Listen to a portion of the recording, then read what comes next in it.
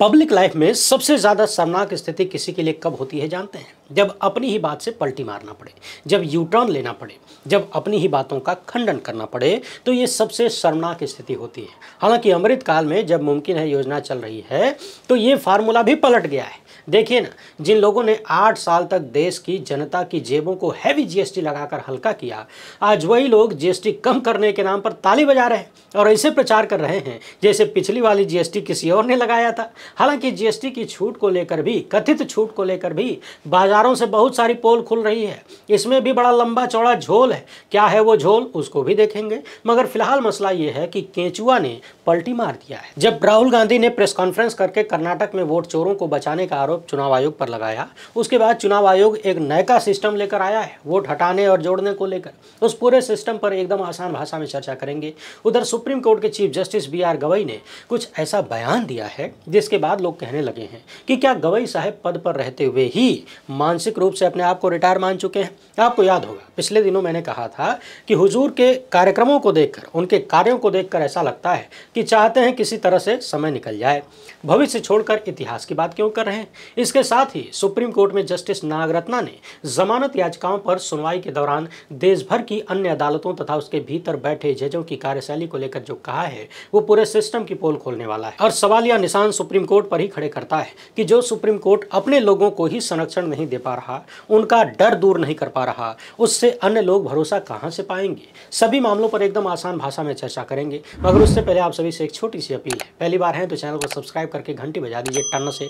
Video को like और share करना आपकी जिम्मेदारी है, पूरा करिए। अभी कर लीजिए, 2 सेकंड लगता है। इसके अलावा आपको मालूम है कि हम किसी धन्ना सेठ या राजनीतिक दल के दम पर नहीं चलते, तभी खुल के आपके मुद्दों पर बात हो पाती है। हमारा काम पसंद आता हो तो इसके QR कोड या फिर मोबाइल नंबर का प्रयोग करते हुए जो भी हो सके आर्थिक सहयोग भेजने का प्रयास जरूर करें। बहुत बहुत धन्यवाद। सबसे पहले बात करते हैं चुनाव आयोग की। अभी कुछ दिन पहले ही राहुल गांधी ने कर्नाटक की अलंद विधानसभा क्षेत्र को लेकर वोट चोरी के प्रयास के गंभीर आरोप लगाया था और ये भी आरोप लगाया कि किस तरीके से चुनाव आयोग ने वोट चोरों को बचाने का काम किया, यानी जांच में सहयोग नहीं किया। 18 महीने में 18 लेटर लिखे जाने के बाद भी चुनाव आयोग खामोश रहा। यानी कहां तो चुनाव आयोग आगे बढ़कर वोट चोरी के प्रयास करने वालों को पकड़ता, उल्टे उस पर बचाने का आरोप लग रहा है चोरों को। राहुल गांधी ने बकायदा विस्तार से तमाम सबूत रखते हुए, गवाहों को प्रस्तुत करते हुए कहा था कि कैसे संगठित तरीके से कुछ लोगों ने दूसरों लोगों के नाम पर तीसरे लोगों का नाम वोटर लिस्ट से डिलीट करने का प्रयास किया। सिर्फ एक विधानसभा में ही 6000 के आसपास नामों को डिलीट करने का प्रयास किया गया। समय रहते कांग्रेस के उम्मीदवार ने आवाज उठाई, शिकायत किया और वोट डिलीट होने से रह गया। लोगों ने कहा कि शायद यही वजह है कि कांग्रेस जीत पाई उस विधानसभा को। अगर ये षड्यंत्र सफल हो जाता, कांग्रेसियों ने समय पर ध्यान नहीं दिया होता तो शायद हार जाते। अब हल्का सा आपको याद दिला दें, एक व्यक्ति का नाम डिलीट करने के लिए ऑनलाइन फॉर्म भरा गया। जिनका नाम डिलीट करने के लिए फॉर्म भरा गया उनका भतीजा BLO था। भतीजे को पता लगा तो उसने जांच करने की कोशिश की, पता लगाने का प्रयास किया कि आखिर कौन है जो हमारे चचा का नाम डिलीट करवाना चाहता है। पता चला कि पड़ोसी है। जब पड़ोसी के पास पहुंचे और पूछे कि कहाँ है भाई, हमारे चचा का नाम कहाँ डिलीट करवाना चाहते हो, तो पड़ोसी ने कहा कि हमको तो कुछ पता नहीं है। इन्हीं चीज़ों को लेकर शिकायतें सामने आई और फिर जांच हुई तो पता चला कि किस तरीके से 6000 से ज़्यादा एप्लीकेशन दिए गए और चुनाव आयोग ने जब भौतिक रूप से सत्यापन किया तो केवल 24 आवेदन ही सही पाए गए। 5994 एप्लीकेशन फर्जी थे। इसके बाद चुनाव आयोग ने FIR भी दर्ज करवाया। जाहिर सी बात है, एक विधानसभा में लगभग 6000 फर्जी आवेदन व्यक्तिगत रूप से नहीं हो सकता। ये संगठित अपराध जैसा है और पूरा एक सिस्टम के तहत किया गया लगता है। मगर संदेह तब और गहरा हो जाता है जब इन सब की जिम्मेदारी रखने वाला चुनाव आयोग जिम्मेदारी नहीं लेता कथित रूप से, बल्कि वोट चोरों को बचाने का प्रयास करता है। जब इस तरह के आरोप लगते हैं तो बात गंभीर हो जाती है। और अभी तो सुनिए, अब चुनाव आयोग ने एक ECI नेट और ई-साइन सुविधा शुरू किया है। इसमें होगा ये कि जो भी व्यक्ति किसी का नाम हटाने के लिए या जुड़वाने के लिए या फिर डिटेल्स में कुछ परिवर्तन के लिए ऑनलाइन आवेदन करेगा तो आवेदक को अपना EPIC नंबर डालना होगा और आधार लिंक मोबाइल नंबर डालना होगा। OTP के माध्यम से इसको वेरीफाई किया जाएगा। अभी एक बार फिर से इसको आसान भाषा में बताएंगे, मगर फिलहाल ये समझिए कि जब राहुल गांधी ने इस तरह से वोट चोरी का आरोप लगाया, प्रयासों का आरोप लगाया, तो केंचुआ ने फटाफट राहुल गांधी के आरोपों को झूठा बता दिया कि किसी भी वोट को ऑनलाइन किसी भी जनता द्वारा हटाया नहीं जा सकता।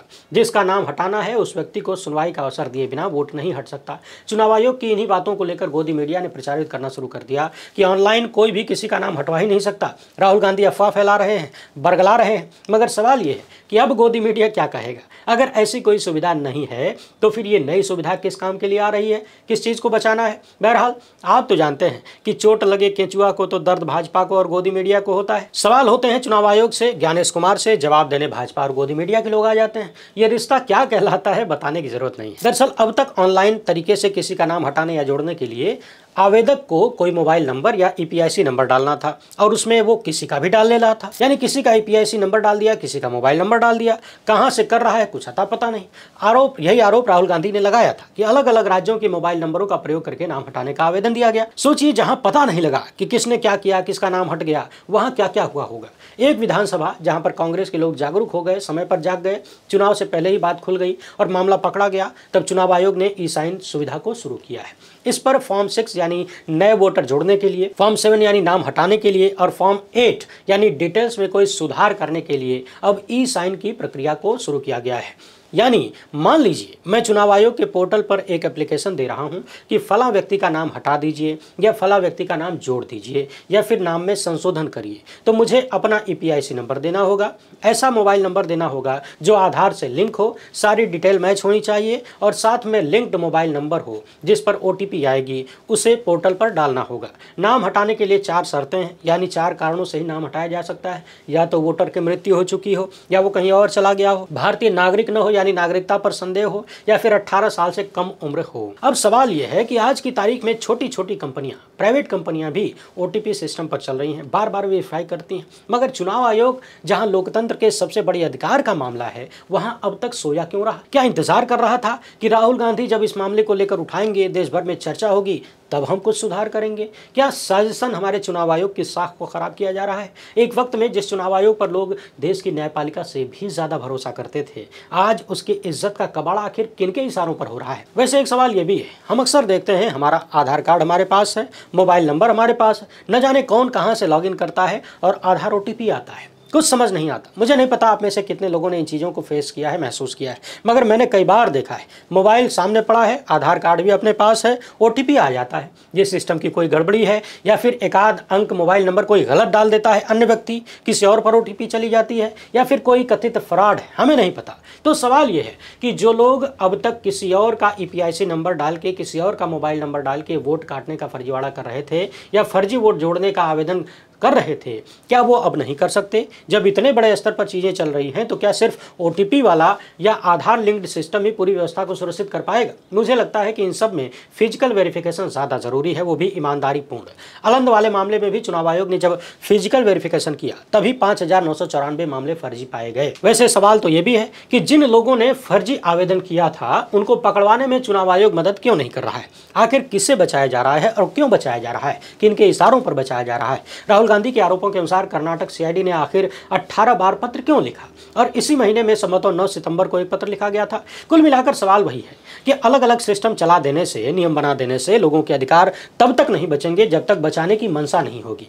जो चुनाव आयोग वोटिंग के बाद घंटों बाद बिना बताए वोटर टर्नआउट बढ़ा देता है, हफ्ते हफ्ते भर डेटा नहीं देता वोटिंग का, वोट पड़ता है कुछ और, गिनती होती है कुछ और सवालों के जवाब देने के बजाय कोई मुख्य चुनाव आयुक्त घटिया शायरी सुना के चला जाता है तो कोई धमकी देने लगता है। ऐसे में सबसे बड़ा संकट भरोसे का है कि भरोसा करें तो कैसे, क्योंकि जो सबसे बड़ी कुर्सी पर बैठा है उसे उन्हीं लोगों ने बिठाया है जो सत्ता में हैं, और बिठाया भी है तानाशाही के रास्ते पर चलकर। तो कुल मिलाकर समझने वाली बात यह है कि जो तानाशाही का प्रोडक्ट है वो लोकतांत्रिक ढंग से काम करेगा कैसे। बहरहाल देखते जाइए महामानव संवैधानिक संस्थाओं को और कितना कबाड़ा करवाते हैं। संवैधानिक संस्थाओं में भारत की न्यायपालिका भी है, बल्कि सबसे महत्वपूर्ण संस्था है। इसकी जिम्मेदारी है पूर्ण न्याय की, अधिकार भी है, राइट है, पावर भी है। अन्य सभी संस्थाएं कायदे से काम कर रही हैं कि नहीं, ये देखने का काम न्यायपालिका का है। मगर जब अपनी ही संस्था कायदे से काम न करती दिखे और खुद भी न कर रहे हों तो दूसरों को क्या देखेंगे। हाल ही में justice BV Nagarathna supreme court में जमानत याचिकाओं पर सुनवाई कर रही थी और उन्होंने बताया कि शुक्रवार को 25 जमानत याचिकाओं के मामले पर सुनवाई किया और अगले दिन 19 मामलों की सुनवाई किया। इतनी बड़ी संख्या में केवल जमानत याचिकाओं पर सुनवाई करते हुए जस्टिस नागरत्ना को कहना पड़ा कि सुप्रीम कोर्ट अब जमानत अदालत बन गया है। और क्यों बन गया है जानते हैं? क्योंकि निचली अदालतें और हाई कोर्ट जमानत नहीं दे रही हैं, यानी वहां बैठे जज जमानत देने से बच बचते हैं। दरअसल अदालत में हुआ ये कि सीनियर एडवोकेट गोपाल शंकर नारायण ने जस्टिस नागरत्ना को लंच ब्रेक देने के लिए धन्यवाद कहा। यानी जब जज लोग लंच ब्रेक पर जाते हैं तो वकीलों को भी थोड़ा सा समय मिल जाता है आराम करने के लिए। इस पर जस्टिस नागरत्ना ने कहा कि हम लोग सिर्फ जमानत याचिकाओं पर सुनवाई करके थक जाते हैं, इसलिए बिना लंच ब्रेक के चल नहीं सकते। जस्टिस नागरत्ना ने कहा कि अपराध बढ़ रहे हैं, सामाजिक विकास के लिए न्यायिक प्रभाव का आकलन जरूरी है। जरूरत है कि सुप्रीम कोर्ट में जमानत याचिकाओं पर सुनवाई के लिए और ज्यादा बेंच हो या फिर निचली अदालतें सुप्रीम कोर्ट के आदेशों का पालन करें। यानी निचली अदालतें सुप्रीम कोर्ट के आदेशों का पालन नहीं कर रही। यानी अगर निचली अदालतें जमानत याचिकाओं पर फैसला करने लगेंगी तो सुप्रीम कोर्ट तक मामले कम पहुंचेंगे।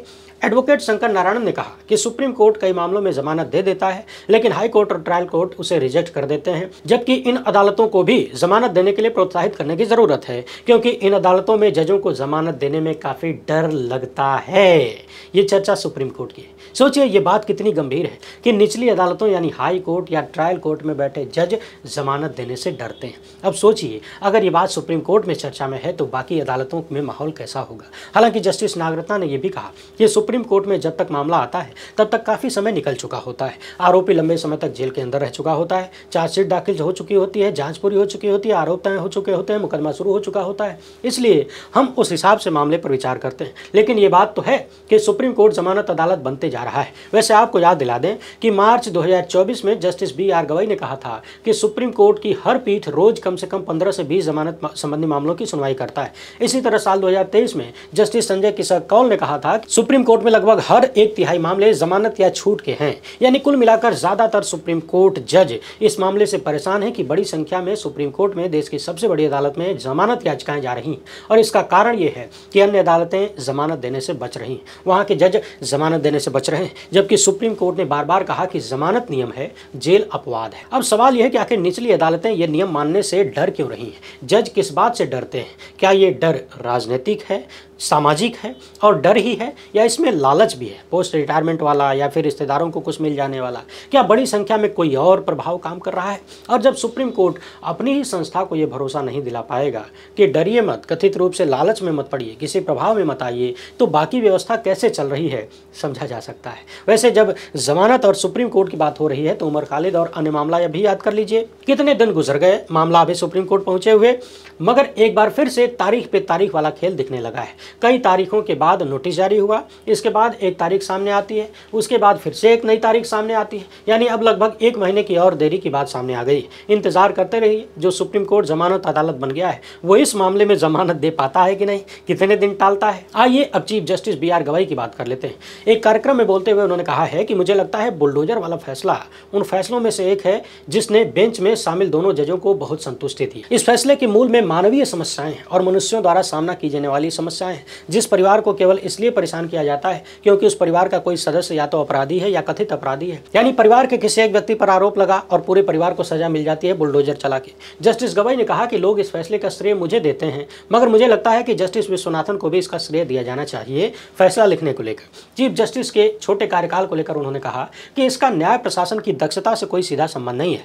2.5 महीने में जस्टिस ललित और कम समय के बावजूद जस्टिस संजीव खन्ना जैसे चीफ जस्टिस रहे जिन्होंने अपनी छाप छोड़ी है। आगे चीफ जस्टिस गवई ने कहा कि मैंने न्याय प्रशासन की बेहतरी के लिए और पूरे देश में न्यायिक बुनियादी ढांचे में सुधार के लिए हर क्षण प्रयास किया है और यह सुनिश्चित किया है कि हाईकोर्ट में नियुक्तियां शीघ्रता से हो सकें। वैसे आपको याद दिला दें, हाल ही में बॉम्बे हाईकोर्ट ने चीफ जस्टिस गवई के एक रिश्तेदार को जज बनाने का मामला सामने आया, और बॉम्बे हाईकोर्ट के जिस चीफ जस्टिस ने इस काम में सहयोग किया उन्हें हाल ही में सुप्रीम कोर्ट बुला लिया गया। अब लोग इसके बारे में अलग अलग तरीके के संदेह जताते हैं, सवाल करते हैं कि क्या ये एक हाथ देओ एक हाथ लेओ का मामला है। बहरहाल चीफ जस्टिस जिस तरीके से बुलडोजर वाले मामले पर अपने फैसले को याद कर रहे हैं और जिस तरीके से अभी कई हफ्तों के कार्यकाल से पहले ही रिटायरमेंट के बाद वाली बातें कर रहे हैं, उसे देखकर सुप्रीम कोर्ट कवर करने वाले पत्रकार सौरभ दास ने लिखा कि इस बयान ने मुझे बहुत ही गहराई से प्रभावित किया है। ये भारत के एक ऐसे चीफ जस्टिस का बयान है जो अभी इतने पावरफुल पद पर हैं मगर उस पर रहते हुए भी ऐसी बात कर रहे हैं मानो उनका कर्तव्य पहले ही पूरा हो चुका हो।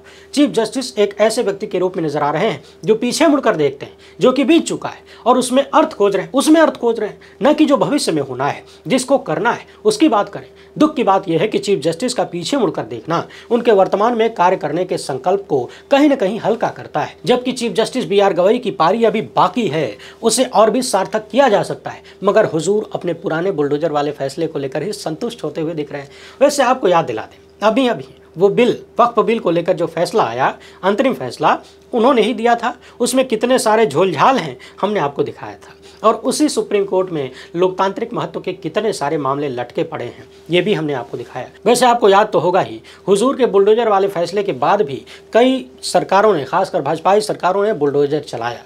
अब जरा पता लगाइए, जिन्होंने फैसले की कथित अवहेलना की उनके खिलाफ कोई कार्रवाई हुई क्या? क्या सुप्रीम कोर्ट का कार्य केवल आदेश देना और फैसला देना ही है, या फिर उनका पालन हो रहा है कि नहीं वो देखना भी है? मगर कुल मिलाकर एक प्रश्न ये जिंदा रह जाता है कि पद पर रहते हुए ही यदि आप अपने कार्यों से संतुष्ट हो जाएं, अपने पुराने कार्यों को याद करके प्रफुल्लित होने लगें, इस तरह की चीज़ें अपने बयानों में दिखाने लगें कि मैंने बहुत कुछ कर दिया है, तो भविष्य को लेकर आपकी सोच और अपनी अन्य जिम्मेदारियों के प्रति आपका रवैया कुछ और ही नजर आने लगता है। वैसे आप इस मामले पर क्या सोचते हैं? अपनी राय कमेंट बॉक्स में ज़रूर लिखें। पहली बार है तो चैनल को सब्सक्राइब करके घंटी बजा दीजिए टन से। फिलहाल इतना ही। हमसे जुड़ने के लिए बहुत बहुत धन्यवाद।